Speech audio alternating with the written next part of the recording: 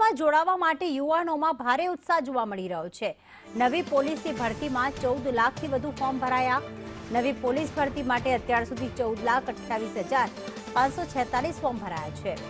PSI અને LRD માટે 13,591 જગ્યા માટે 14 લાખથી પણ વધુ ફોર્મ ભરાયા છે। જાન્યુઆરી મહિનાના અંતે દોડનું પણ આયોજન કરવામાં આવશે। હિરેન 13,000ની ભરતી અને 14 લાખ ફોર્મ ભરાયા એ બતાવે છે કે પોલીસમાં જોડાવા માટે અત્યારના યુવાનોને કેટલો ઉત્સાહ છે। શું વિગતો સામે આવી આંકડાકીય માહિતી અંગે? ગયા મહિને ગૃહ વિભાગ દ્વારા પીએસઆઈ અને એલઆરડીની કુલ 13,591 જગ્યાઓ પરની ભરતી જાહેર કરવામાં આવી હતી। 15 દિવસ જેટલા સમયમાં આ જે ફોર્મ ભરાયા છે એમાં 14,28,546 અરજીઓ આવી છે। આમાંથી કન્ફર્મેશન અરજીઓ અને એ અરજીઓ ફાઇનલ કર્યા પછી જાન્યુઆરી મહિનાના અંતમાં શારીરિક કસોટી લેવામાં આવશે।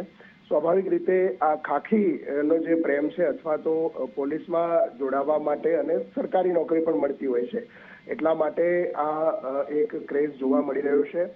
ગઈકાલે જે નિમણૂક પત્રો આપ્યા એમાં પણ 10,000 કરતા વધુ 11,000 જેટલી જગ્યાઓ માટે 10 લાખથી વધુ ફોર્મ ભરાયા હતા ને એમાંથી ગઈકાલે 11,889 એલઆરડીને નિમણૂક પત્રો આપવામાં આવ્યું છે। એટલે સ્વાભાવિક રીતે ગૃહ વિભાગમાં એટલે કે પોલીસમાં જે જગ્યાઓ છે ને એમાં જોડાવા માટે યુવાનોમાં ક્રેઝ જોવા મળી રહ્યો છે।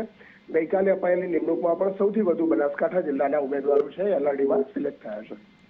આભાર તમામ વિગતો માટે હિરેન।